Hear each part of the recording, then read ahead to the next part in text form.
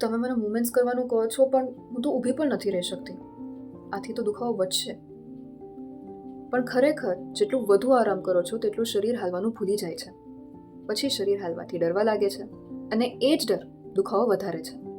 Hi, this is Dr. Prachi Bhansali, your physiotherapist, and wishing you all a very happy and safe Diwali. અને આજે આપણે જાણીએ કે movements કેવી રીતે દુખાવો ઘટાડી શકે છે.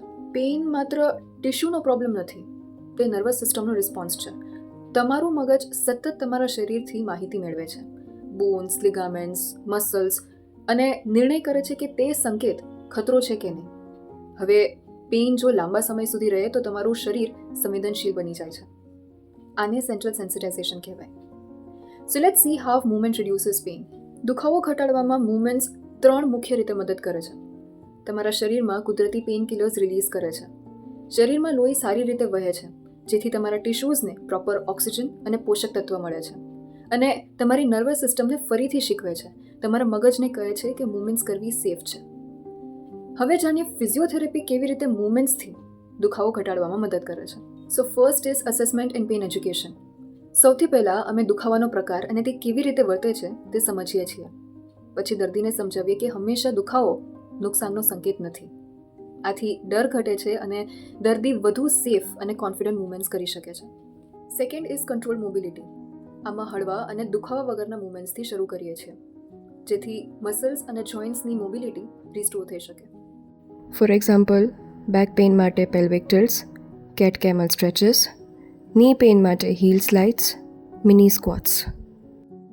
આ બધી નાની નાની મૂવમેન્ટ્સ આપણા નર્વસ સિસ્ટમને કહે છે movement is safe. Third is muscle activation and stabilisation. હવે જ્યારે મૂવમેન્ટ્સ કરવાની શક્તિ પાછી આવી જાય છે ત્યારે તે મસલ્સ ઉપર ફોકસ કરવામાં આવે છે જે દુખાવાના કારણે વીક થઈ ગયા છે. શરીરના મુખ્ય અને આસપાસના મસલ્સને મજબૂત અને નિયંત્રણમાં લાવવા માટે isometric exercises and stabilisation drills કરવામાં આવે છે. For example, glute bridges, scapular setting, deep core activation. Fourth is functional strengthening.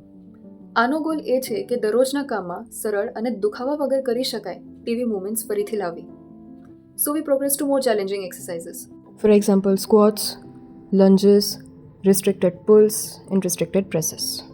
Finally graded exposure. ધીમે ધીમે તે કામો ફરી શરૂ કરીએ છીએ જેનાથી પહેલાં દુખાવો થયો હતો.